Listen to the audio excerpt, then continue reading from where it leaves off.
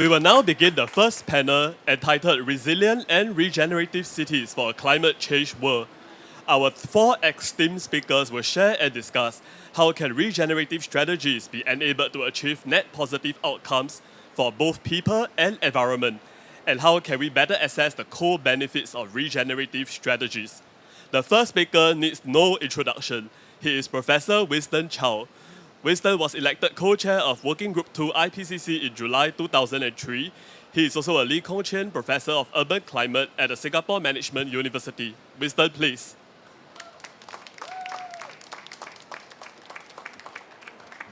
Thanks, Andy. By the way, it was 2023. If it's 2003, I don't want to think how much pain I will go through being co-chair. But anyway, good afternoon, everybody. Glad to see so many people here. I am here, the brief I received from Hugh and Andy was to set the stage in terms of what the topic of regenerative cities are, the strategies that can work with respect to a lot of urban climate related issues. And I'm going to leave a lot of the very important elaboration to my fellow speakers. So hopefully I can do the hard work of just talking through the boring stuff while you guys talk about the more interesting and important stuff. So the key points I'm going to talk about are just 4 R's. You've heard of the 3 R's, reduce, reuse, recycle. I'm going to talk about 4 R's. If you forget about everything I say, just remember what my talking points are. One is that I'm going to talk about risks, particularly urban risks. Second, I'll be talking about resilient cities. I'll be talking about regenerative cities. And I'll conclude by asking for a review. And you'll see what I mean by that. To begin, this plot, everybody should be familiar with it. It talks about the state of 2 complex systems that I've been researching on and I've been looking over in both my roles as an academic as well as in the IPCC. On the left is a state of play from the last IPCC assessment that looked into how much of extreme heat is attributable to human action. The reds tell you the story about how strong extreme heat can manifest itself in heat waves, in higher maximum temperatures around the world, irrespective of almost all regions. It is also made worse by the urban warmth that we feel.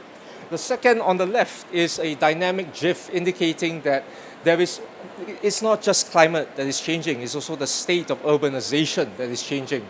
The world's biggest cities and the world's rapidly growing cities are all occurring in Asia, East, South, and Southeast Asia. So the context is there. When you put 2 very complex systems side by side and when they interact with each other, you get a lot of very interesting impacts and risks that arise. One of which is that of the deadly heat risks that we face. I purposely put in heat and humidity because not just because Singapore is hot and humid, but if you were to step outside in Belém, you would feel exactly the same thing being in a low latitude environment. This plot that you see here talks about 2 things. One is the urban population growth from 2018 to the middle of the century. Notice the expanding circles in Asia, as well as in Central South America and in the Caribbean. The cities mentioned here are the largest cities in the world currently, including ones that will get larger as the century progresses. The scary thing is that under a 2 degrees Celsius warming equivalent, there will be days where almost every day throughout the year where the combination of heat and humidity will lead to conditions that are linked to present-day mortality events arising from heat stress and heat stroke. If you think this is bad, let me point out that we put a caveat there. The map data that we assessed in the IPCC the last time does not account for heat waves. So if you add in the other heat wave element, it's going to get much worse. So you can point out the purple, the violet, the high-risk areas. We are in that in Belém, and most of Southeast Asia will be subject to that as well. And it's not a ivory tower, sort of a hypothetical situation.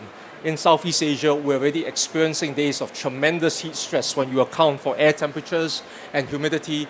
We have been seeing it, we are seeing it, and we'll continue to see it in the years to come. It's not only just the heat that we have to worry about and the humidity, it's also sea level rise. For those of us living in coastal communities here in Belém, back in Southeast Asia, in the maritime continent, we're seeing the conditions where 1 in 100-year sea level events. When will it become in 1 year? When will it become annual events in terms of the more frequent and more intense sea level rise events? What we see for high emissions and low emission scenarios, irrespective of what conditions occur moving forward, we're going to reach a state that if in Southeast Asia, if it's under high emissions conditions, you're going to see this sort of sea level rise events occurring before 2050. If we keep it to low emission scenarios, we'll still see it sometime in the year 2060. So everybody has been forewarned. It's not just the hell that we're facing, it's also the high water that cities have to deal with if you want to be resilient and regenerative. Also, when you bring in the urban system that I talked about, you're going to have compounding and cascading risks that will happen. You will have issues of transportation systems, information communication technology systems getting affected, and urban services, your medical, your access to hospitals, your access to community centers, and so on and so forth. Under flood events, for instance, if your energy supply is knocked out, it will have compounding and cascading impacts towards other essential urban systems that you have to be aware of. So it's not just the climate impacts that you have to watch out for, it's the other things associated with the city that have to be in the front of policymakers' minds and stakeholders' minds that you have to be aware of. And it's not just an acute issue. So this is a snapshot. What concerns us in the IPCC is that it's going to be chronic over time. What will happen if you live in a city that is subject to frequent and intense heat waves, flood events, droughts, tropical cyclones? What will happen is that the social infrastructure, not just the physical infrastructure, the way that people expect to have norms, cultures, behaviors associated with a city, it will be affected. And what happens is that if you have health services perpetually compromised, if you have your subway systems that are underwater at all times and don't work, people are going to get annoyed, and people who contribute to your tax revenue base. So at this point, when mayors hear this, they're like, okay, my revenue is going to get affected. I have to take this seriously.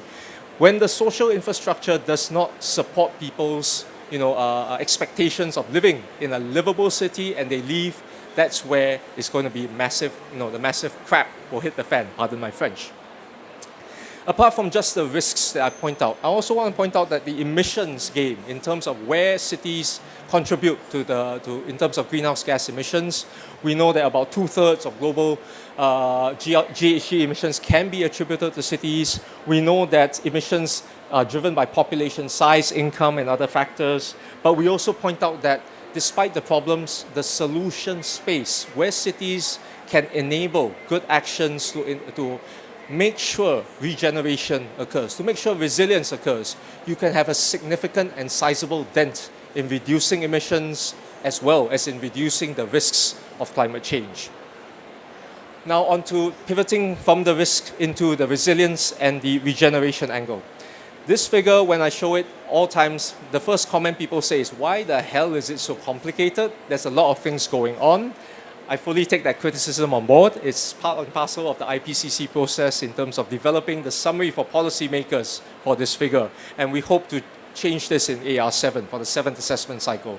But this picture tells us a story of multiple pathways that cities or countries can face if you do consider resilient development, which encompasses adaptation, encompasses mitigation, encompasses biodiversity conservation, and also encompasses sustainable development. These four things are integrated together. The conditions that enable them are in this box on the top left. The conditions that constrain them are at the bottom left. I would invite you to read them to see how familiar you are with these sort of conditions that can help with resilient development. And if you do have factors on the top that are more prominent than the factors below, you will reach a trajectory where you can have a world or a city that experiences a world that is, that might exceed 1.5 but goes back down to 1.5 in an overshoot scenario. You can have low emissions, you can have transformation, you can have equity and justice, as well as the achievement of the sustainable development goals. On the flip side, if you don't have that in place, the trajectory goes downwards and you can see the not so good stuff happen. So what we've done in the IPCC and aligned with what the work that Hugh has been talking about for regenerative cities is to try and showcase where these pathways are and encourage stakeholders that have levers to pull or can make a difference to enable change to get us on the right path. On this front, and there is in the City Solutions magazine that Hugh was talking about, there is an article that I helped to co-author together with Andy and with Elaine Tan from the Center for Liveable Cities. I would invite you all to read that. It speaks more on the issues of how to integrate resilience with regenerative cities. The key tenets of regenerative cities is to focus a bit more on the biodiversity aspects. Don't forget that there is that cities is not just about people, it's also about our relationships with nature and the increasing amount of application of green infrastructure on various shapes, sizes and scales as a sort of nature-based solution or an ecosystem-based adaptation process comes to the fore when you talk about regenerative cities, how it benefits the natural ecosystem, how it brings together the other aspects of adaptation and mitigation to talk about net positive outcomes for cities. And lastly, the livability aspect is so important.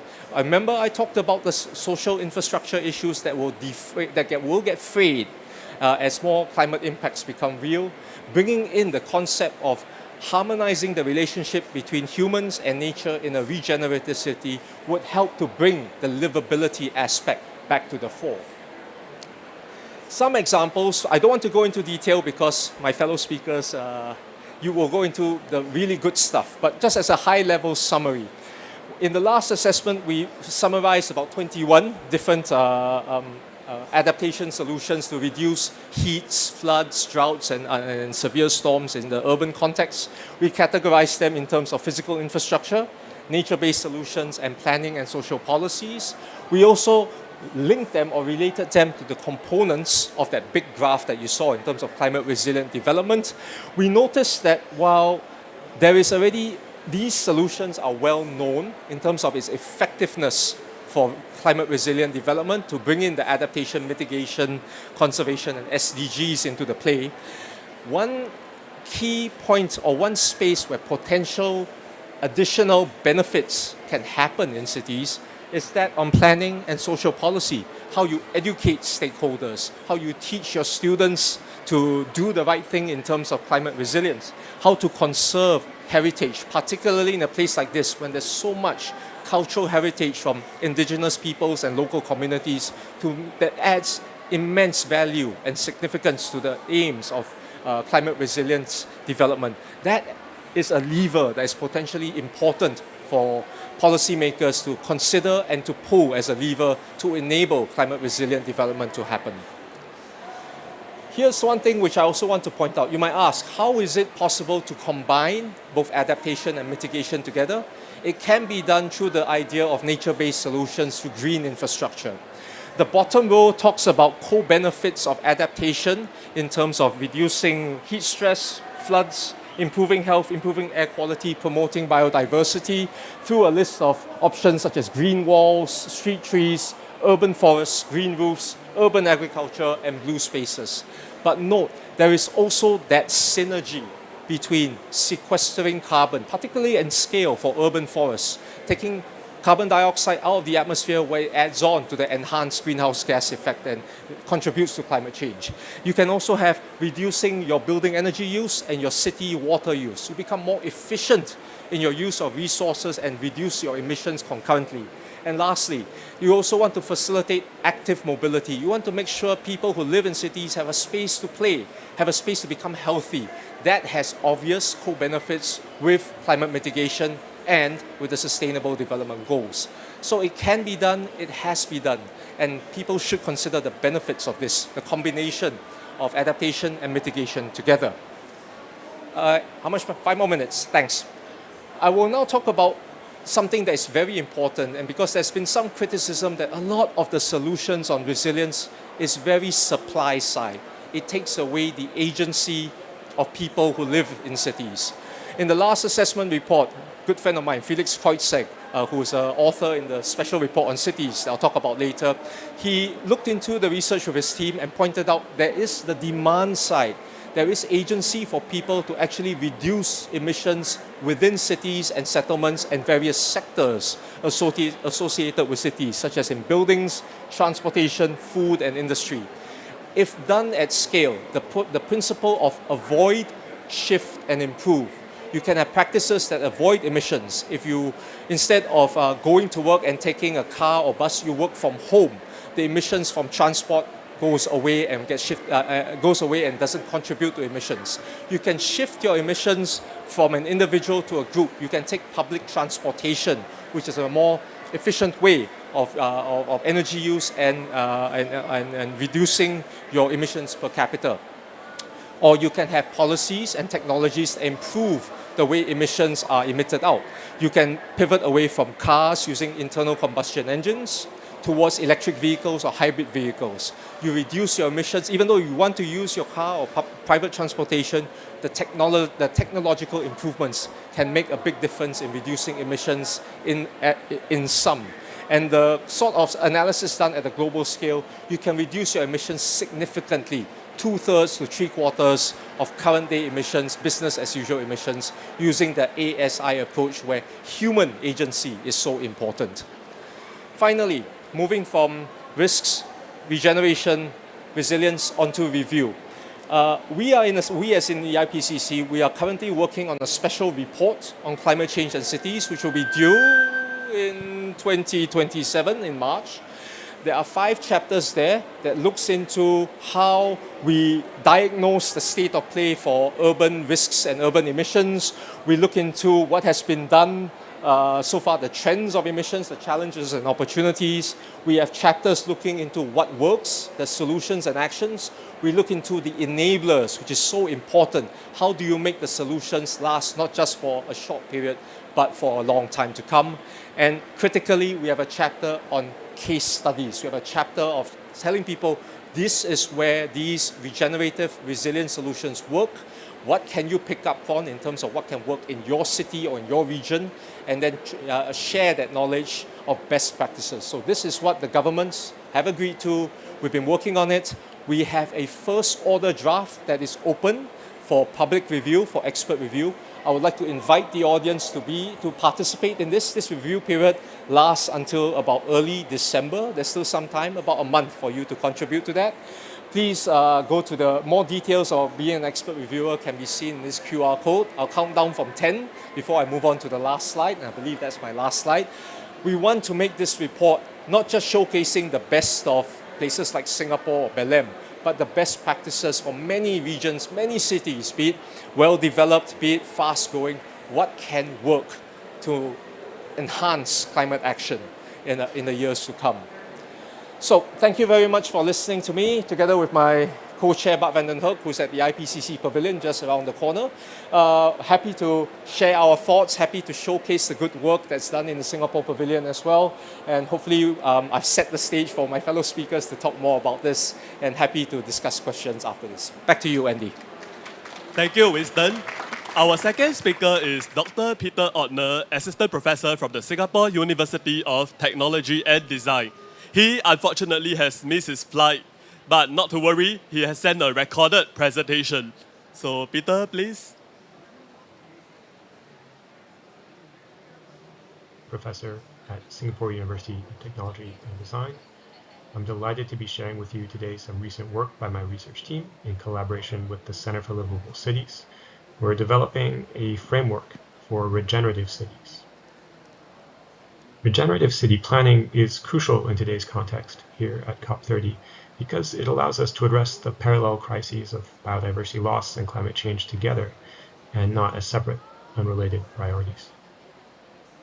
Regeneration has been advanced most simply as an extension beyond sustainability, from harm mitigation toward harm reversal and positive contributions to environment and society. Regenerative principles support the co-adaptation of urban society and ecology, achieving shared benefits between their respective needs. As such, regenerative urban development has the potential to support Singapore and other high-density cities to identify strategies for shared gains to livability, climate change mitigation, biodiversity, and resource constraints. After reviewing some of the leading works on regenerative cities, we have highlighted 3 key principles. 1. Regenerative cities are self-healing, just like biological systems.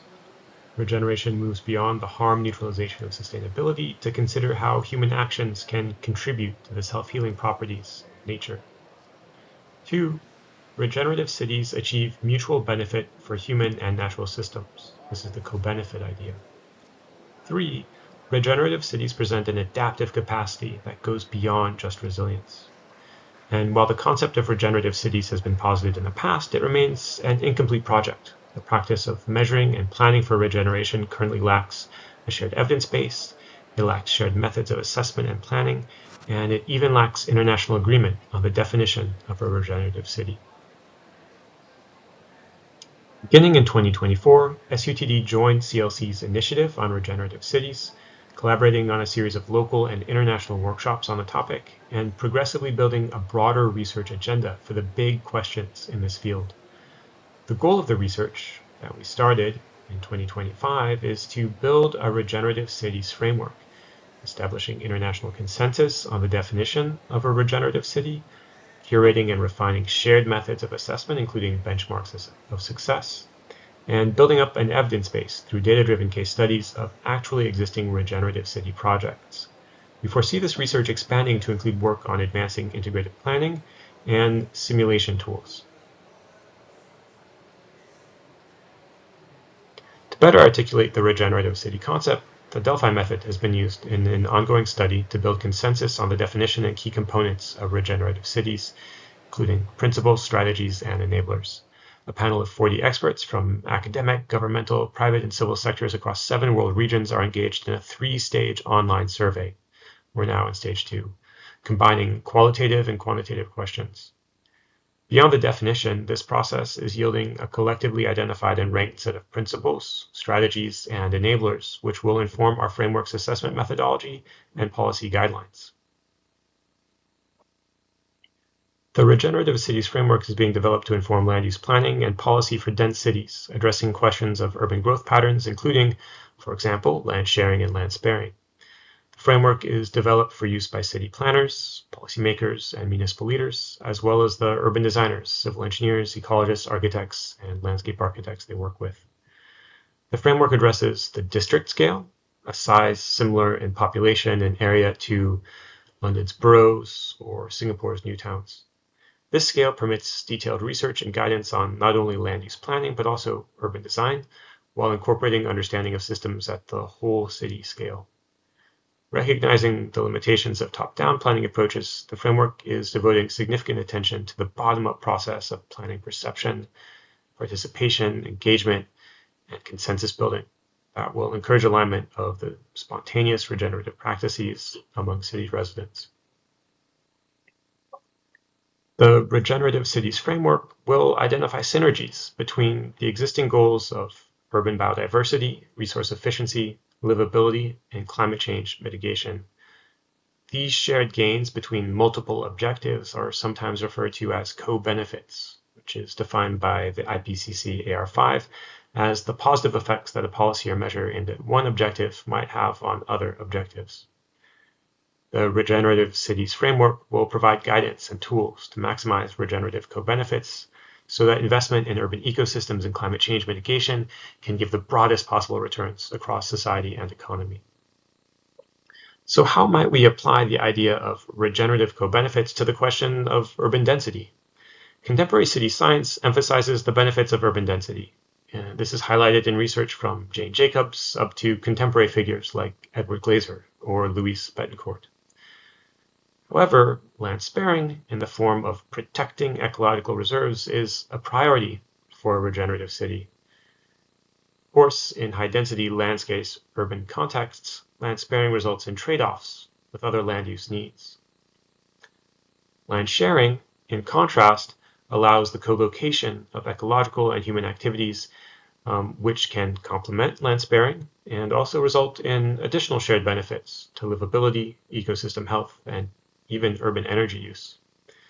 Singapore has been encouraging land sharing for many years with the Landscaping for Urban Spaces and High-Rises, or LUSH program, which was first introduced in 2009 by the URA to encourage pervasive and accessible greenery in Singapore's high-rise urban environment.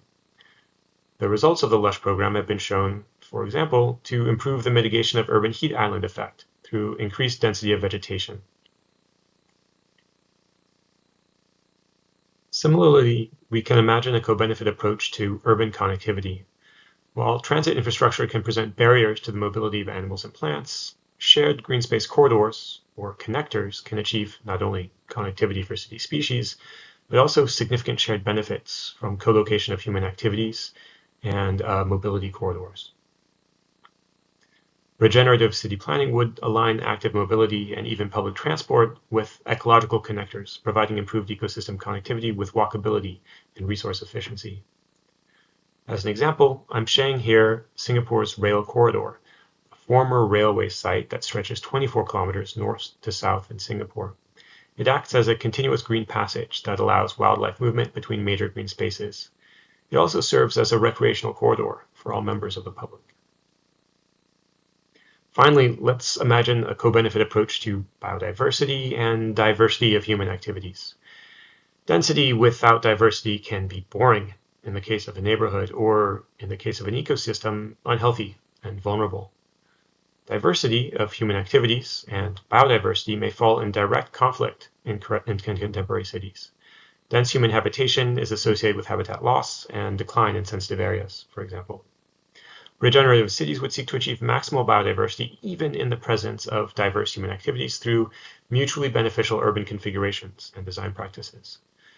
As an example, I'm sharing here Kampung Admiralty, Singapore's first integrated public housing model, which provides better service to a diverse but aging population by co-locating housing, retail, and health services, along with extensive public community gardens on a dense high-rise urban plot. A recent study of this site by the architects at WOHA, in collaboration with ecologists at BioC, found that Kampung Admiralty provides clear biodiversity gains in comparison to both comparable housing projects and even park spaces in the same area of Singapore. Looking forward, rather than building a new set of metrics, our work on a regenerative cities measurement tool builds from leading efforts to quantify livability, ecosystem health, resource efficiency, and urban greenhouse gas emissions. Our analysis of livability stands on the shoulders of the CLC's multi-decade work in this area, including their Liveability framework, which was relaunched in 2024 at the World Cities Summit. We complement this with international touchstones like the One Health framework. To assess ecosystem health, we are building from the Cities Biodiversity Index, with further reference taken from the Kunming-Montreal Global Biodiversity Framework, GBF. To measure resource efficiency, we're building from leading urban metabolism research, which includes the City Loops Urban Circularity Assessment Method, and also land use efficiency and compactness metrics. The technical base for quantifying urban greenhouse gas emissions builds from work by GHG Protocol, World Resources Institute, C40 Cities, and is complemented by a planetary boundaries assessment derived from Raworth's Donut Economics and the work of the Stockholm Resilience Center. Because our goal is to provide guidance on urban policy and planning, we're also reviewing leading decision-making and policy frameworks like Mace and Bateman's Natural Capital Framework, which we're sharing here in the figure on the right. A crucial component of the research we're doing on regenerative cities is building an evidence base that demonstrates the value of co-benefits across multiple regenerative objectives. We're building this evidence base through case studies of Singapore sites and also international cities. An initial survey of more than 2,000 sites in Singapore provided a baseline assessment of regenerative features, reflecting ecosystem density, diversity, and connectivity, as well as the density of population, the diversity of human activities, and even connectivity via means of sustainable mobility. When plotting the results together, we notice that trade-offs between these objectives do exist, but that groups of outlier projects are able to achieve good performance or synergy across multiple regenerative objectives. Here, we're showing a subset of our indices that focuses on ecosystem health, compactness of the built environment, and sustainable mobility. With these case studies, we are extracting benchmark values for each metric, as well as the correlations between them, providing preliminary insights into trade-offs and co-benefits of regenerative practices. In this slide, we're comparing our initial sample of 2,000 sites in Singapore with a similar number of sites in Vienna. This comparison suggests that different cities may have different approaches to regeneration, depending on their climate, culture, and history. From the broadest point of view, regeneration is a living process. It's the result of the local actions of many human beings, plants, and animals. The regenerative city framework would thus seek to align policy and planning with these local societal and ecosystem actions to produce shared benefits and growth. This requires not just tracking the indicators I've just shared, but understanding how a city's human residents act, how its plants and animals live and grow together. Developing a holistic understanding of regeneration as a living process represents a valuable area for new research in interdisciplinary city science, including long-term evidence collection and practical experimentation. We're excited to invite you to join us in this work to build a research program that is useful, evidence-based, and can create this framework for regenerative cities. Thank you. Thank you, Peter from Belém. Yeah, he's in Sao Paulo now.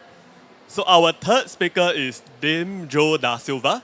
Jo is the Global Director of Sustainable Development at Arup, leading the firm's activities to address the climate, biodiversity, and equity crises through creating safe, inclusive, and resilient communities while safeguarding the planet. Jo, please. Thank you. It's a real pleasure to be here. I'm always slightly nervous when I'm on a panel with people from the livable cities because they're always so very well informed about the work that they do.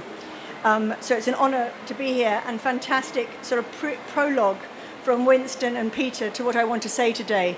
Arup is a global organization. We work in about 130 countries every year. The core of our work is cities. We're a firm of planners, engineers, designers. And what I want to talk to you about today is what's happening in practice. What you've heard from Winston is real about the threats that are emerging in the urban environment. And what you've heard from Peter is real about the need for a change in the way we think about cities. And that's what we're doing at Arup. So I'm going to start really with the problem as I see it. The figure on the left comes from the World Economic Forum risk report that was published in January. And although when you look at the top risks that businesses feel they face all around the world, only some of those at the moment are environmental, by 10 years' time, all the top risks that business is worried about is environmental risks. And on the right-hand side is the challenge that we face. The world is urban. Since 2008, the majority of people have lived in cities.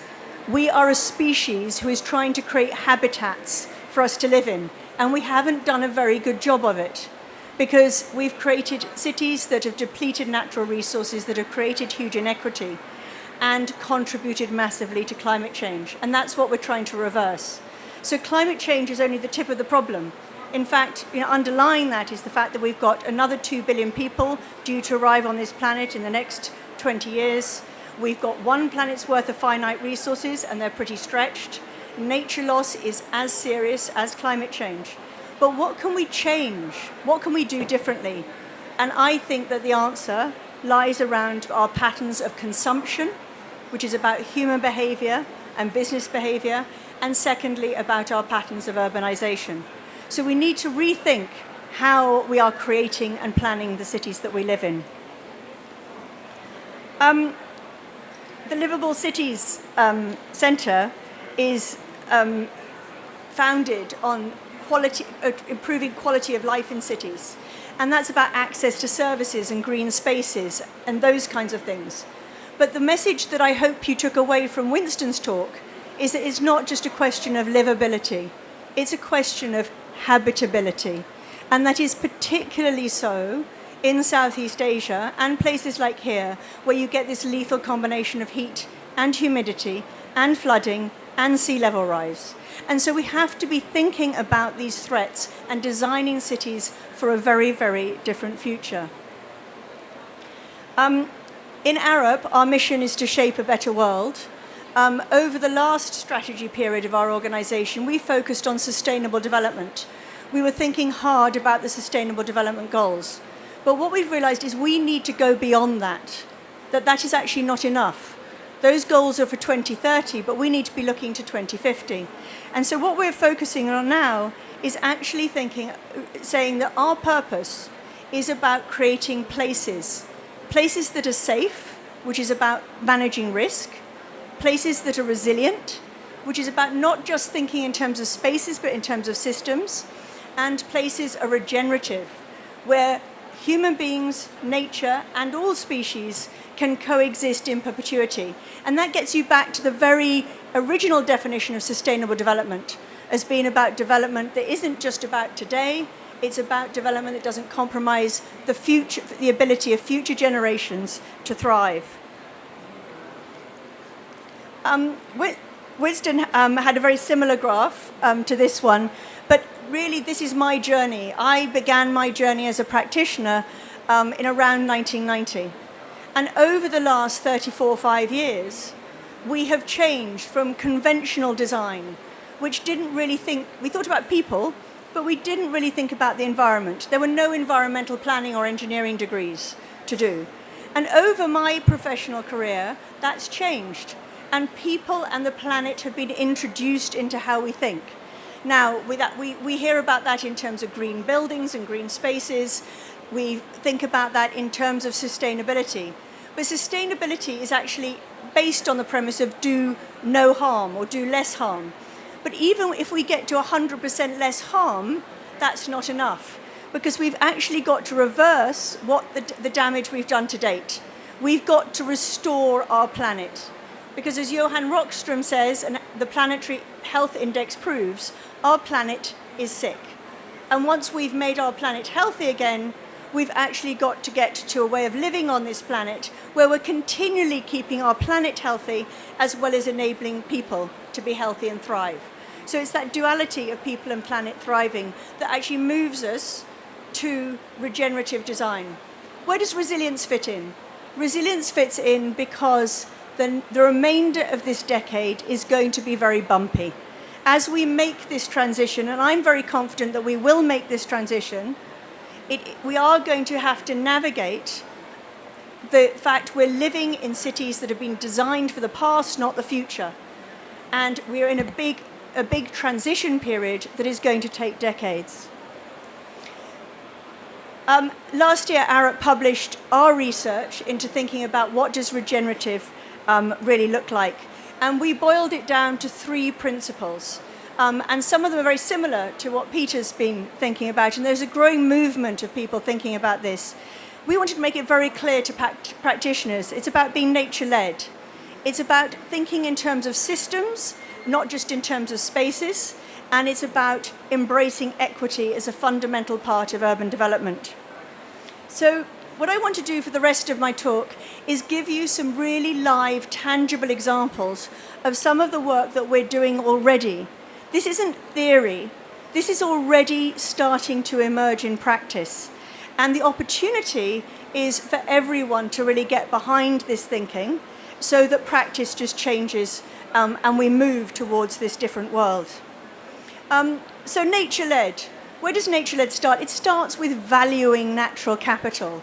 Perhaps the most fundamental mistake we've made is to not put any value on nature.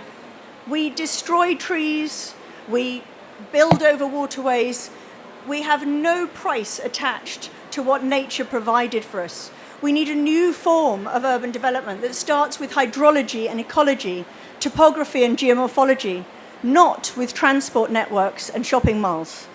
And that is particularly important, I feel, in Africa, which is where urbanization has barely begun, where quite a bit of my work has been, and where Africa has the opportunity to create a new urban paradigm that starts with what Africa has in abundance, which is land and nature.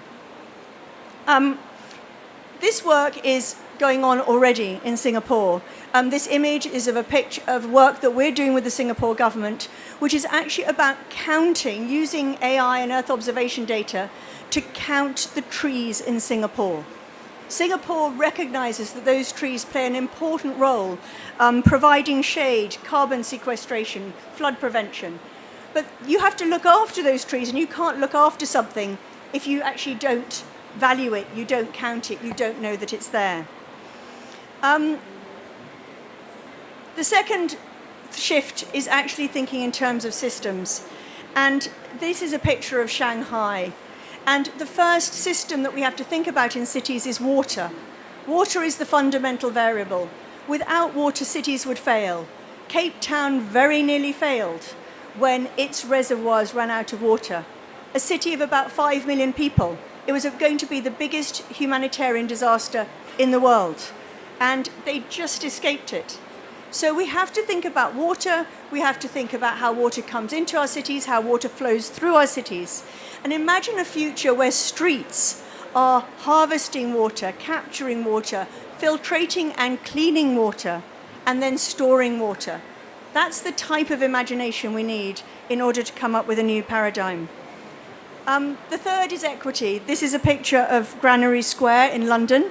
This at the time was the biggest brownfield urban development in the whole of Europe. It's an astonishing development led by Argent, which has transformed a sort of wasteland, industrial wasteland behind King's Cross into a really vibrant area of culture and offices and residential. But right in the heart of it is Granary Square, with these playful fountains. And all around this development, there are social housing estates. And when the weather's hot, everyone floods to this development. Rich, poor, young, old are all sitting around here playing in the fountain.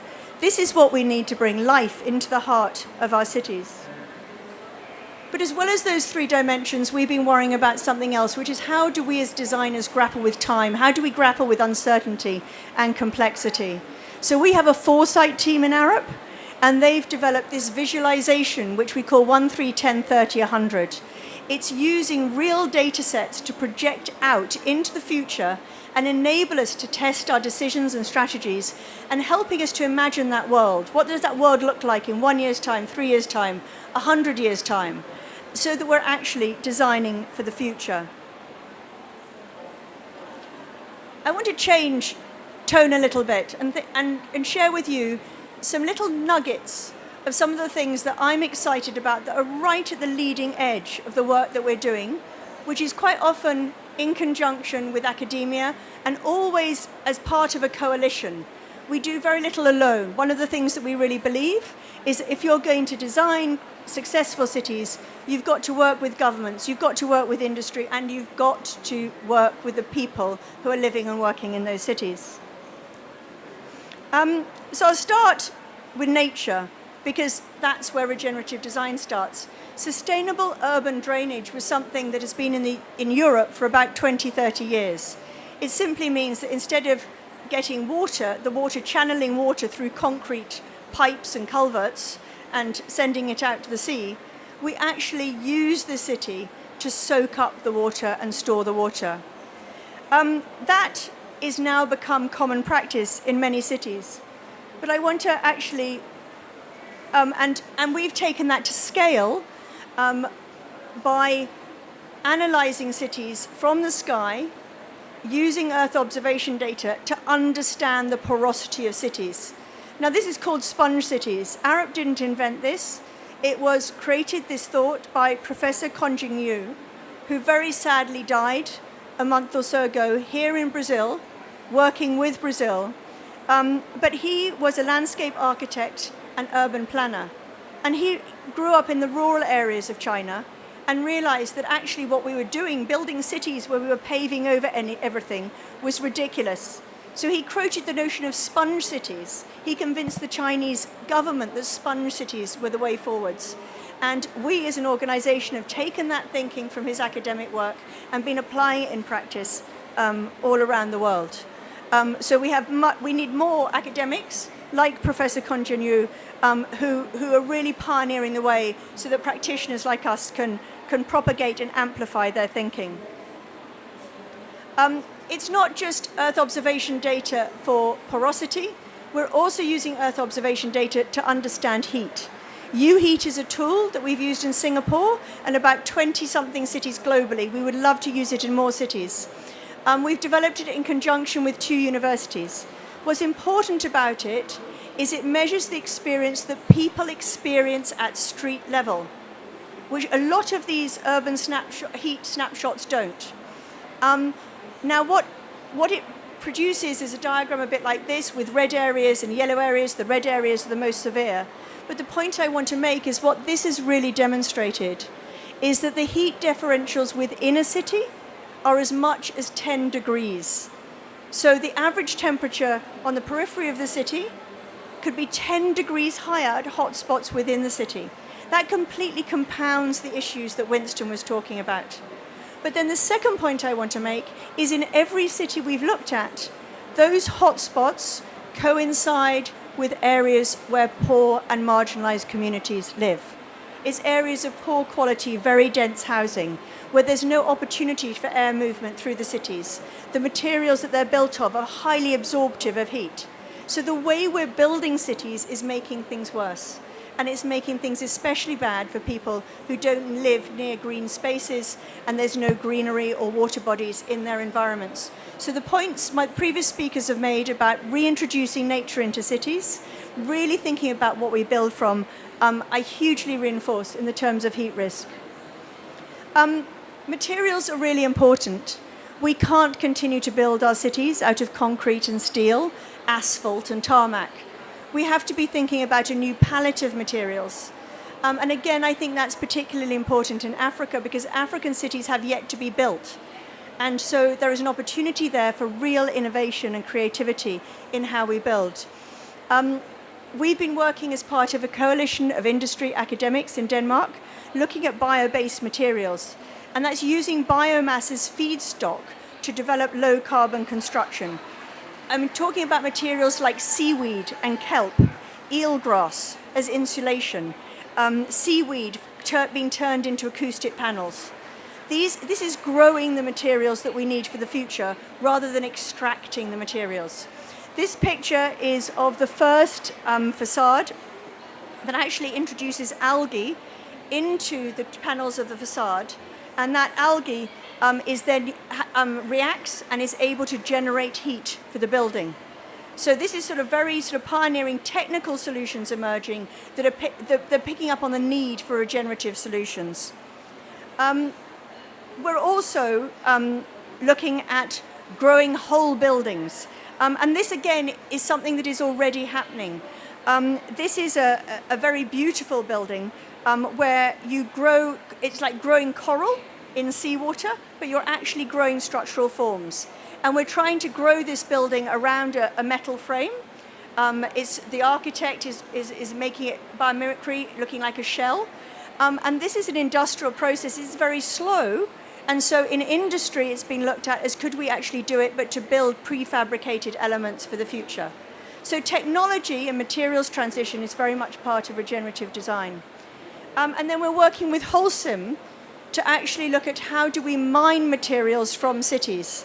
Actually, most of the materials that we need in the world are already there. We've already extracted them. But what we do is we knock down buildings after 20 years and build a new building and then throw away the materials. 80% of construction waste goes to landfill. This is what we have to change, thinking about what materials exist within cities and how we can create flows of materials within cities so that actually we don't knock down, we keep those materials at their highest use. And then if we do have to, change that use, we reuse it. But we actually break this linear cycle of extract, make, build, dispose, and move to a circular economy as quickly as possible. And then people. We must remember that actually a key resource in our city is people. But we haven't designed cities for children.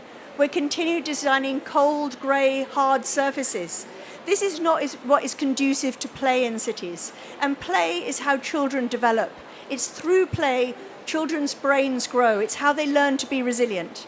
So we need to introduce places into nature which allow children to connect with nature, allow them to play in cities. And remembering that people are important. And we take that through into our work, also thinking about nature. And we're now, in some of our design projects, actually asking people to represent nature as a person. And so as well as engaging with the community, we're asking people within the community to take the voice of nature and say, we're going to stand for the rivers in this conversation. We want to thrive as rivers, as we want to thrive as forests, as well as people thriving. And this is leading on to work which is now called More Than Human Design, where we're looking at creating places that are for people, but they're also for nature and other living things. So lots of changing design practice. I'm just going to finish very quickly with 4 examples. I'm not going to talk about them in detail, but just to show you this is already happening at scale in different parts of the world. And the first of these examples is in Albania, in the city of Tirana. This is work we've been doing with the World Bank. This city is typical of many cities in the region. Congestion, pollution, emissions, all the problems that so many cities face, and urban sprawl. And the solution that they've come up with is to actually create a green corridor all the way around the city as a circular forest. The work that we've been doing with the World Bank is actually pricing that, creating the business case, the economic case for introducing all these trees, making sure they're trees that will survive through climate change, and valuing the ecosystem services that this circular forest will provide. If I jump now to Madrid, southern Spain suffers very extreme temperatures and very heavy rainfall. That is getting worse. It's something that the Spanish government is very well aware of. This is a project that we did about 5 or 6 years ago. It's important because it's changed the way urban planning is happening in Spain. And we're now working on the Madrid master plan, which is following through these principles. This project was the first project that adopted the term in Arup of city of nature. The starting point was nature.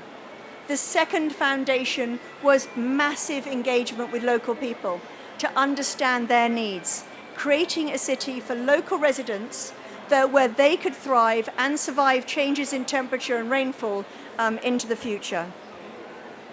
There are only a limited number of cities, and Singapore is probably at the forefront of the thinking on what resilience really means and putting that into practice.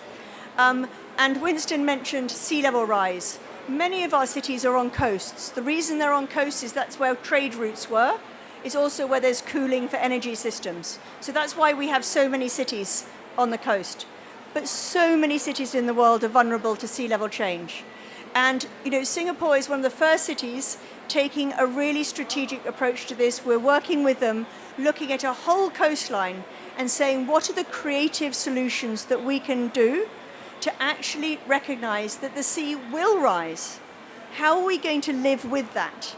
And it's not just by building defenses to keep nature out.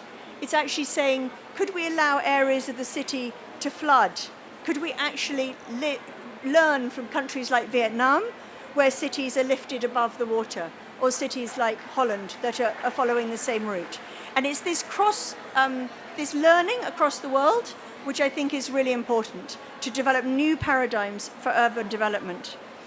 And then finally, I wanted to mention Tung Chung, New Town in Hong Kong. All of you who have been to Hong Kong will know that Hong Kong has grown through land reclamation and building just through land reclamation. This project was a first. Instead of creating space by creating new land and taking up the sea, what was done was actually looking at the character of a hilly area inland in Hong Kong, understanding the ecology and the topography and the hydrology, understanding the local and cultural heritage, and working with those elements to create a new city. And this is a new paradigm. Instead of just building bigger and bigger and bigger, like a tree building out, it's actually saying maybe we need to create cities, smaller settlements. Maybe it's easier to create regenerative design through smaller settlements rather than continuously trying to create bigger and bigger and bigger cities. So my final point is really, we can create the future we need to enable people to survive and thrive, but only if we change the way we think. If we imagine cities in a different way, rather than being a repeat of the mistakes we've made in the past, rather than building more, let's think like gardeners and nurture what we've been given, think about building adaptive capacity, collaborate with nature, with government, with industry, with people. Because regenerative cities aren't just a vision, they're not just in academia, they are what's necessary for a thriving future in a world where by 2050, 70% of the world are going to be living in cities. Thank you. Thank you, Joe, for the inspiring presentation. So our final speaker is Assistant Professor Yu Qian. Yu Qian is Presidential Young Professor from the National University of Singapore. His team works on various research pertaining to urban science, AI for the built environment, and the energy comfort health nexus. Yu Qian, please. Yep. So good afternoon, everybody. Thank you for coming to the Singapore Pavilion. I think Hugh spoke a lot about policy. Winston discussed global phenomena as well as the problems that we face in urban cities. Joe talked about industry and industry government partnerships. And today I will wrap this up by talking about technologies as well as certain use cases that we are doing in Singapore as well as with the various government agencies. So just out of curiosity, I think how many people have played with Lego before when you were kids? Okay. Yeah. Cool. So when the team of regenerative cities first came up, I think the first thing that came to mind was Lego. So when I was young, Lego was my favorite toy, and I think with Lego, you are only restricted by your imagination, right? You can break it down, put it back together again, and build thousands and tens of thousands of different scenarios. And when I was young, of course, I wasn't in a very well-off family, so we have limited Lego boxes, and we have to work with limited resources, right? Much like all the other phenomena in Singapore right now. We have limited land, we have limited people, and we need to make the most out of this. So I started taking up a faculty position in NUS, and I started thinking, okay, we can't demolish entire cities like Lego physically, but we can do that digitally, right? We can use computational simulations, science-based methods, modeling and simulation, to build tens of thousands of cities and do scenario projections into the future to see how this could affect us 10, 20, 30 years later, as what Hugh, Joe, and Winston has mentioned. And this entire team is what underpins my sharing for today. My sharing also focuses a lot on buildings and the built environment in cities. So in 2017, I think it was the World Green Building Council or World Bank, or was it UN, mentioned that all buildings have to be net zero by the year 2050 in order for us to reach our climate goals. But as of this juncture, I think in the world, less than 1% of the buildings are currently net zero. So if you look at the curve over here, it's a very steep decrease that we need to make, right? It's not just for operational carbon, but for embodied as well, meaning that all new buildings have to be net zero and existing buildings have to be a lot more energy efficient for us to have a chance of reaching our climate goals. So my team works a lot. On strategies and methods and technologies to reach this. And of course, as what Hugh has mentioned earlier, and Minister has shared, we have the Singapore Green Plan with targets for us to achieve by year 2030, 2050, and buildings play a significant role in that as well. And now putting this whole Lego concept into the Center for Liveable Cities regenerative framework that Hugh has shared, I like to see a lot of these enablers as Lego pieces. So we need good design planning, and that's where firms like Arup can work together with government and with industry as well as with academia. We need good technology. And I think one thing that people often fail to realize is that we need good baseline and monitoring, right? We need to know what is the current state that we are at now and what are the targets that we look at and how can we get there. Because if you look at all the climate action plans across all the cities, no offense to any city, what is missing is, of course, a lot of the nitty-gritties, right? The technicalities, the steps to get us to the climate goals. And of course, we need partnerships and engagements. We need good finance instruments where the session yesterday has talked a lot about that already. And putting all of these Lego blocks together get us to various regenerative strategies, right? Like nature-based solutions, circular and regenerative resource flows, as well as carbon positive developments. And then translating these outputs to outcomes, we get good economic outcomes, we get good social outcomes, and we get good environmental outcomes. And of course, we make Singapore and many parts of the world a lot more livable and resilient. So just putting this framework together, today I'll share a few case studies that we are doing at various scales, right? City scale, district scale, and human scale. And I think these are very important skills that we can take a look at, and I'm sharing here a different perspective as what the different speakers have shared, because I think all of us all of us have a part to play in terms of how we come together to build livable and regenerative cities at various scales, right? Human level, district, and city. So at a city scale, this is one of my favorite pictures. It's a beautiful image of Singapore's skyline. And the question here is really, how do we develop a technological baseline, right? How do we quantify the baseline and identify ideas on how we can make the city more regenerative?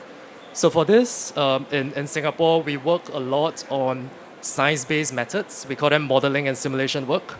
So at a building level, we scale this up to city scale, and we combine statistical, mathematical, computational, physics-based, AI, machine learning methods to put together smart city digital twins that can then help us inform all these carbon emissions solutions, as well as what possibly all the different possibilities of regenerative solutions that we can make. So one example is what we call a hypercube algorithm that we developed. So I'll show a concrete example later after this. But what we are doing is we take every city, we break it down into Lego blocks, we find common denominators. Digitally, of course, I can't physically break down the cities. So into Lego blocks, and then we rebuild this into tens of thousands of scenarios, right? So one outcome is a web platform like this. So this is a complete digital twin of the entire Singapore. It's publicly open right now. It's called buildings.sg. If you go to buildings.sg, you can play around with it.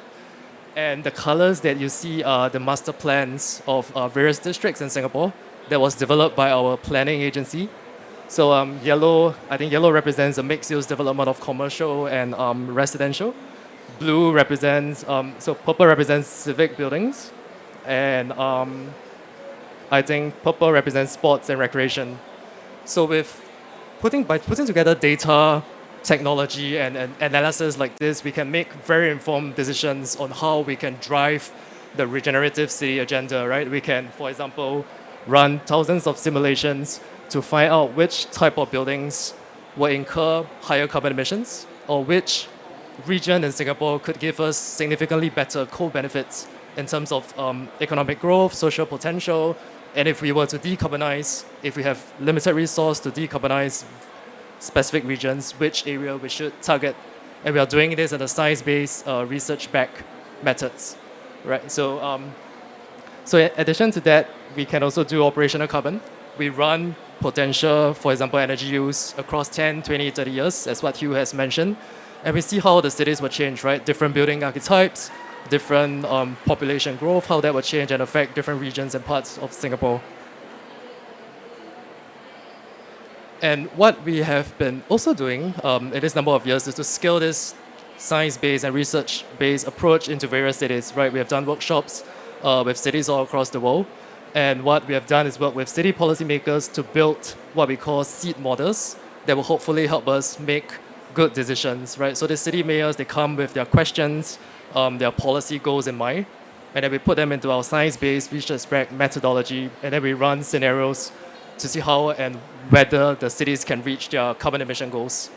And then we play around with different scenarios, 5, 10 shallow scenarios, deeper retrofit scenarios, to see how cities can actually, in the end, achieve their carbon emission targets. So I talk about city scale, I'll now move on to district level. In Singapore, one of the very exciting up-and-coming development is the Jurong Lake District. I think Hugh briefly talked about that. Jurong Lake District, it's I think 360 hectares, is projected to be the largest central business district outside the central region. It will be a livable place for work, live, and play. And we want it to be a model for sustainable district for the world, right? So, and you can see it's anchored by a lot of very exciting outfits, including the two universities. So what we are working on in Jurong Lake District with the government planning agency is to come up with a science-based method to quantify various scenarios and possibilities, right? For example, there are existing districts that is adjacent to the Jurong Lake District. And in the new Jurong Lake District, we're also constructing a lot of buildings. So how can we understand the impact of this, right, from a regenerative city perspective? What is the implications in terms of the change of household behavior? impact of climate change and change in weather patterns. There will be more heat days over the next decade, 10 and 20 years. How do we account for that? How do we mitigate that? And so what we are doing is we use a mix of AI and physics-based methods to run tens of thousands of various scenarios, right? Various urban morphologies, various building blocks, and we put in even household demographics, socioeconomic factors, and of course, we try to input all the sustainability initiatives that we are interested to study, right? We are here, we are simulating using these Lego blocks that I talk about to run tens and thousands of scenarios to find out what could be the optimal one for Singapore. And then what we are doing is we take this model, we collaborate with the planning agency, and we put it into their planning tool so that over 1,000 planners in Singapore will be able to use this planning tool, and they will be able to get instantaneous analysis and results when they make a planning decision, right? They can see what implication their planning decision are and choose the best one. So it's working alongside something like an AI co-pilot, not exactly having AI replace the human beings, but being able to very quickly get science-based, research-backed responses from the AI model when they make these decisions. And now, at district level, closer to my heart is where I work at, the National University of Singapore. And in the National University of Singapore, we have the largest network of weather stations in the world, right? I think we have more than 40, 50 weather stations. And this is all part of a project we call QNUS BIM. BIM stands for Baseline, Evaluation, Action, and Monitoring. So we have high fidelity weather stations, and this is the largest network again in the world, I believe. Because what essentially we want to do is to do baselining to find out the current microclimate conditions, thermal comfort conditions in the National University of Singapore, and catering to a projected probably increase in number of students, change in demographics in terms of how students behave, identify potential hotspots, and come up with mitigation measures for these hotspots in a very granular level. So we need data, we need collaboration with the university and with the government. And with this data and collaboration, we can construct models that can inform us as to where these hotspots are and what type of mitigation measures should we make, right? So this is just an example of some of the weather stations that we installed across campus, as well as the locations of the weather station. And talking about nature, we also have a target. We also have a target to plant, I think my numbers are a little bit outdated. It should be 120,000 trees on campus. And I think we are halfway there. I think we have 50,000 or 60,000 trees as of today, and we are planning to plant a lot more. And what is more interesting is not just planting trees. We also built an entire digital twin of all the trees on campus. So this is an example of what you see, right? So this is very typical. We have the building geometry. We overlay them with the type of trees, with the different types of trees, the composition of the trees, and we analyze how the trees affect thermal comfort and affect how people perceive thermal comfort. And that all leads us to this entire program, right? Being baselining, evaluation, action. So we come up with the baseline, we evaluate the baseline. So based on the baseline and the identified hotspots, we take action, and then we monitor the actions for efficacy and effectiveness. And that brings us to a very good cycle where hopefully we can bring about a more regenerative campus as a whole. And so finally, I know I have 5 minutes more, so I'll quickly wrap this up. So this brings me to the most important part, right? I've talked about the physics, I've talked about buildings, I've talked about cities. But in Singapore, we always say, and I think Hugh had mentioned that as well, that human beings, people are our most important resource. But what we often don't think about is that people change over time as well, right? Our perception towards climate change, our preference for comfort. My wife perceives comfort and heat very differently from me. And so how can we account for this, right, in a city-state that isn't super big?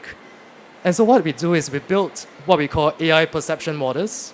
And we use these AI perception models and we train agents to predict into the future to see how people might behave and to see how what is the reaction of people over time, right? So this is an example where we survey people, over 2,000 people, their preferences when they look at urban streetscapes, when they look at different urban design fixtures within Singapore, how they feel about it. And then we put all of this into an AI model, and we try to identify key elements that affect people's perception of thermal comfort. So examples include the light intensity, the colors, the amount of trees, the sky view, the amount of sky that you see, whether you have a shading device or not. And we put all of this into an AI model, and hopefully that this, when we co-design with the AI model, this will give us good insights as to what are the key elements that affects how people feel about comfort, how people feel about heat over time. So this is one example that we have. So these are the different streetscapes and images in our campus and across Singapore. So you can see as you, so this was presented at the Singapore City Gallery. As you choose how you feel about the image, the AI model segments the image. We crunch some algorithm, and it automatically splits the image, right? How much heat in various regions that you have, whether the pavements are hot, the color composition, the thermal ratio, and then it splits the entire urban region into various segments and elements. So here you can see you have surface temperature that is above 30 degrees, which might be perceived as uncomfortable. You have 15% of sky, 32% vegetation, 24% buildings, and then you have some cooling objects. So with models like this, we can test out infinite possibilities and infinite futures, right? To kind of help us understand how people might think. And just moving on, we are also putting this concept into AI agents to find out how people might behave over time, 10, 20, 30 years, whether with different personas. We give these AI agents different personas that are typical of Singaporeans. And we run this on an urban scale, right, to find out how the population might feel. So one example is this new road that we are currently planning for as part of campus. We want to make some changes, but we don't know whether the changes are good or not, right? And in a traditional urban planning model, what people might do is, I'll just do a focus group. I'll just do a focus group with 20 people. I'll survey a few students and see how people feel. So why not I put these personas of all of you into this, my team today is Lego, right? So I put all of your personas into this little Lego models, and these are AI agents, and I let them run free across the new road that I want to build. And then I can play around with new trees. I take out trees, I change the pavements, I take out, I change their field of sight, and I see whether they will walk faster, the professor will walk slower. And then at every juncture, you can see we compute the different metrics pertaining to this road. And this will help planners, designers, architects, policymakers make more informed decisions as to how to plan our cities, right, given limited resource and given the limited manpower that we have. Yep. And so with that, I'll end my presentation here. Thank you very much, and I'm happy to take any questions later. Thank you, Qian. Please remain on stage. We will now have the panel discussion moderated by Hugh, our Executive Director. Can I invite Hugh and the panelists to take the stage, please?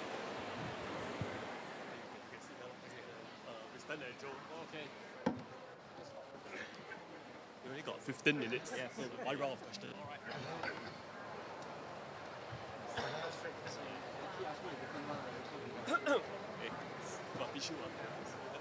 Okay, thank you very much, panelists, for sharing generously from your experience and what you've observed on this topic of regenerative cities for a climate change world.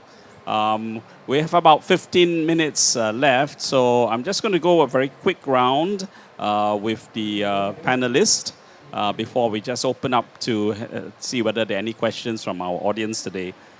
Firstly, for Winston, building a collaborative ecosystem of stakeholders is required to realize resilient and regenerative cities.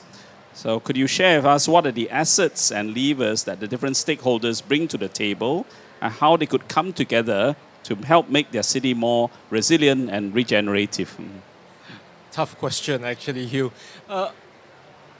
You need to get the right combination of people in the room to help enable regenerative, resilient, sustainable cities that can reduce climate risk, reduce emissions.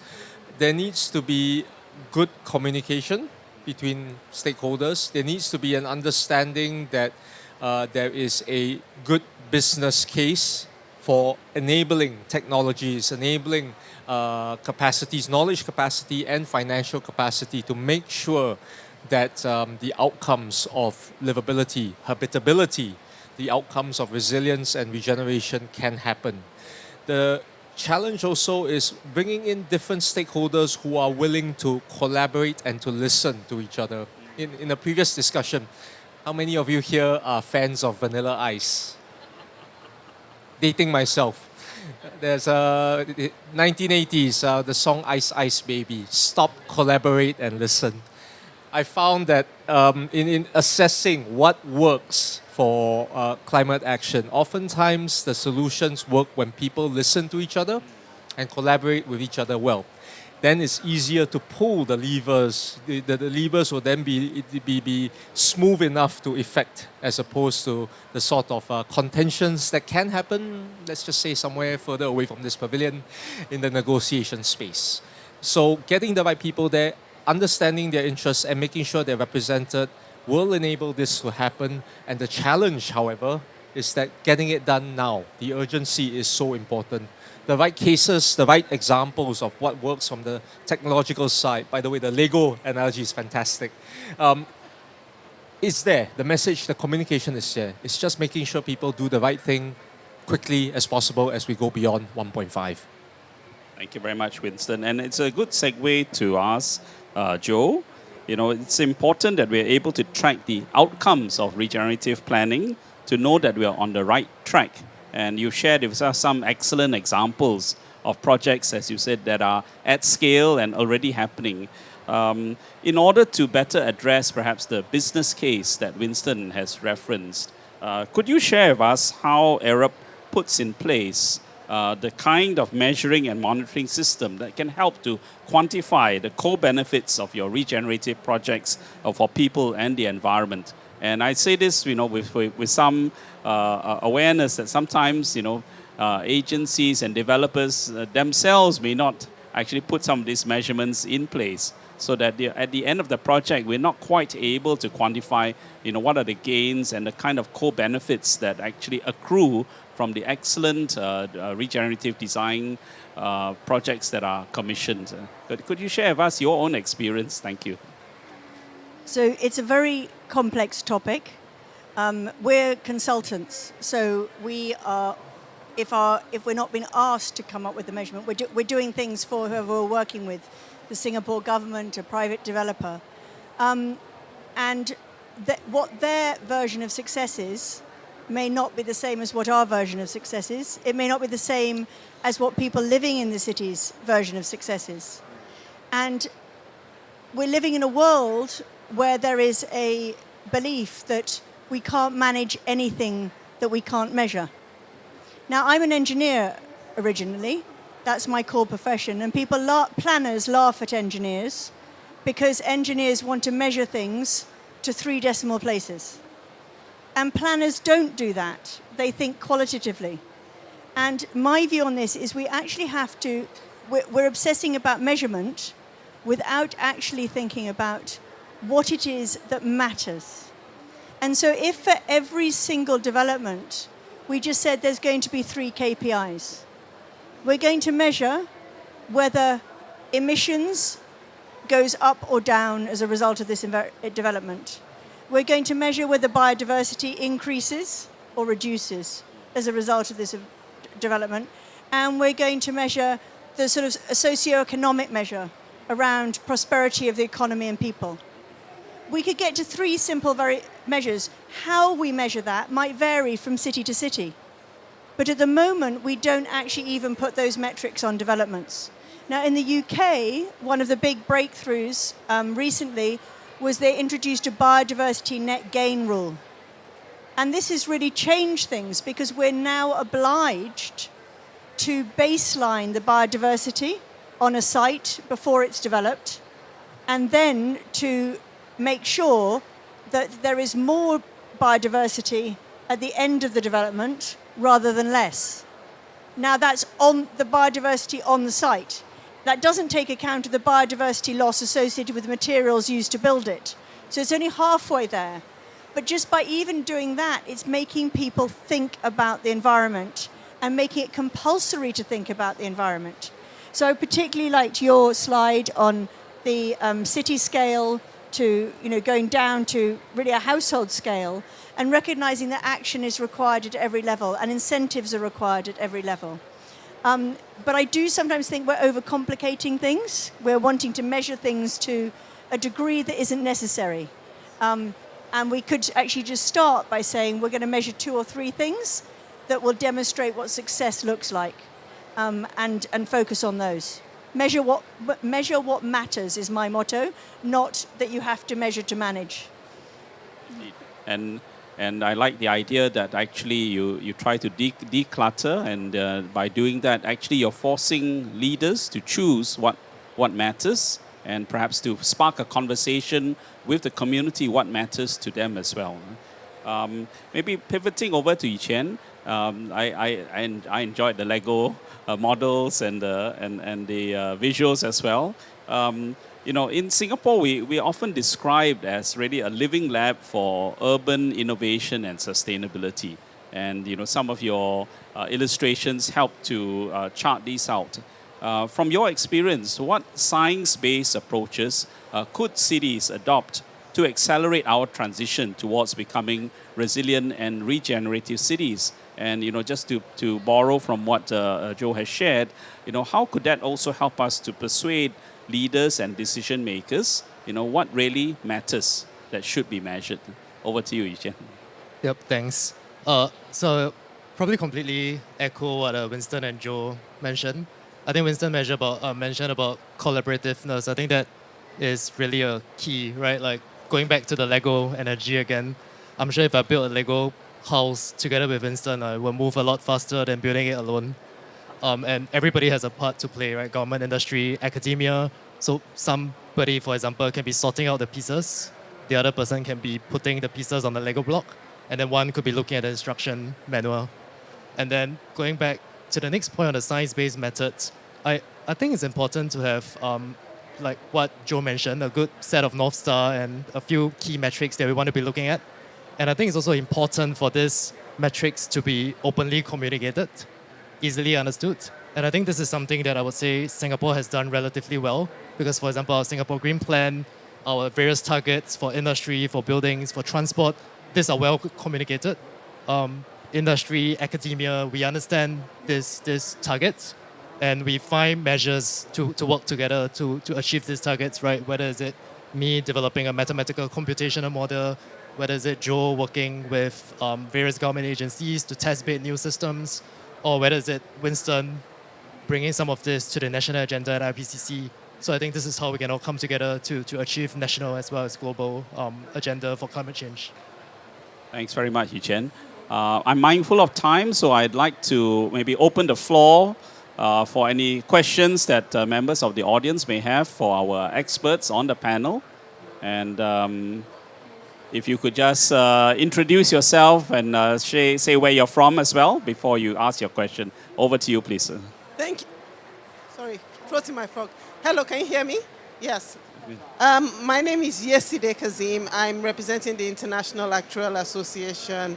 I'm Nigerian, but I live in the UK, so multiple countries behind me. Basically, really love the talk today.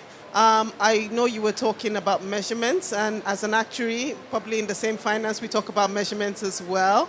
But it did occur to me that within the insurance industry, there'll be different measurements needed apart from the three you've mentioned.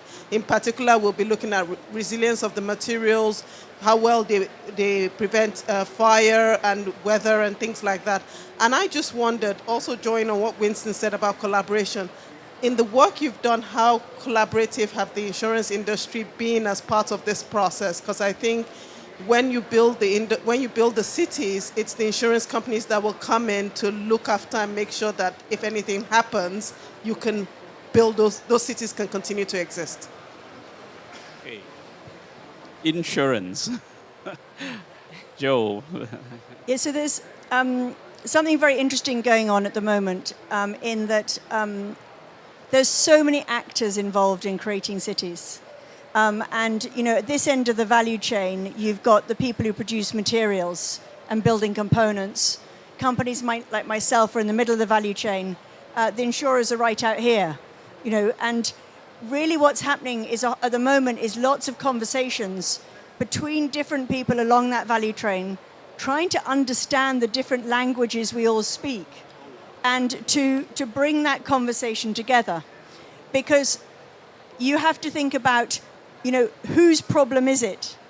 At this end of the value chain, it's an opportunity for a company that makes roofing products, increased storms is an opportunity. They might sell more roofing projects.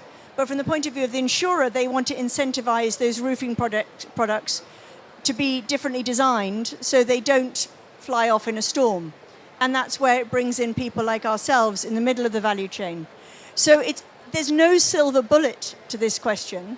The other thing is that the models that insurance companies use are to protect their risk. They're building those models in order to manage risk across their portfolio of investments and insurance products.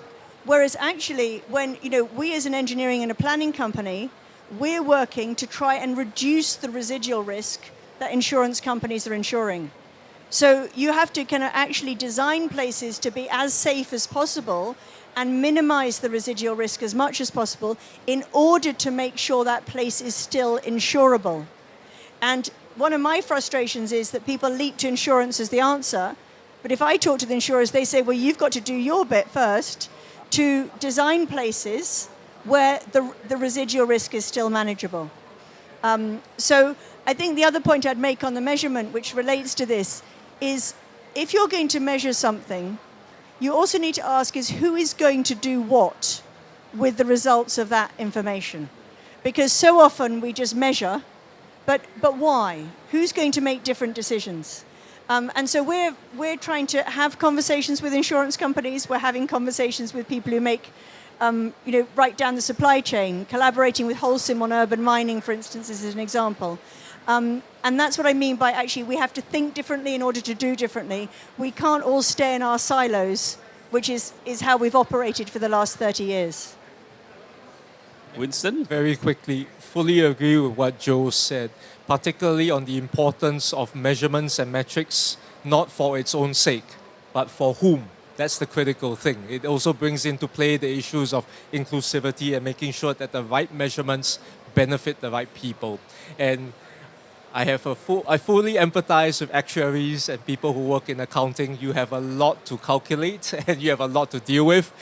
But ironically enough, speaking from the side of climate scientists, the folks who work in accounting, the folks who work in the insurance sector, and critically, if we were to go on a spectrum, those who work in the reinsurance sector, they have been at the forefront of understanding the urgency of whatever action is needed because they know, especially at the extreme end of that spectrum, the reinsurers are the ones who will be left holding the can for all the costs and all the losses and damages that happen. They want to make sure up the value chain, you guys do the work accordingly, and conveying that through the language of risk is so important to make sure everyone's on the same page so that the collaboration to develop regenerative and resilient cities to get action into play is understood, comprehended, and then enabled.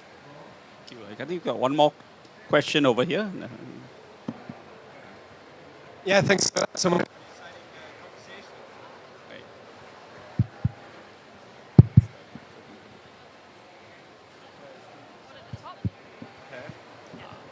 Hello? Yes, thank you so much for the exciting conversation. My name is Chian. I'm the founder and executive director of the City CDR initiative, an effort to realize carbon sink cities. So that is to say cities that absorb more CO2 than they emit. Now, I do work a bit with Felix Kreutzig as well at the Potsdam Institute, and as well as 20 cities around the world. And in fact, Joan, your colleague, will be speaking at our event. Okay, super. Where we'll present a need gap analysis for cities on how to realize this. Now, my question to you, Professor Chow, is this. How can we make sure that the IPCC Special Report on Climate Change in Cities has a dedicated section and attention for the possibility of realizing carbon sink cities? Because it is my understanding, though I haven't seen the draft yet, that this is not yet the case. Okay, very specific question. Love that question. First, please register as an expert reviewer. The whole IPCC process is meant to be transparent and it's meant to be as inclusive as possible. Look at the drafts and you may get some inside information from Felix if you get in touch with him. But take a look at what's written. If you think that there are the options of a city sequestering more carbon than it emits as a good option and whether or not it's a valid case, without giving the game away, there are several chapters where that information will be extremely germane for our target audience. And there is that opportunity to do so. So I would definitely invite you to register, comment on it with your colleagues, let us know what we can do to make sure the information is extremely relevant. So please do so if you haven't done so. Thank you. I know a couple of our speakers are in high demand this afternoon, so I'm going to have to call the session to a close. But I'd like to again thank all our panelists for sharing so generously of their time, and for our audience for joining us here. For those who are able to stay back, please do stay for some refreshments and some further cross-sharing. Thank you very much. Thank you, panelists. Our next panel is at 3:30 p.m. on Towards a City in Nature.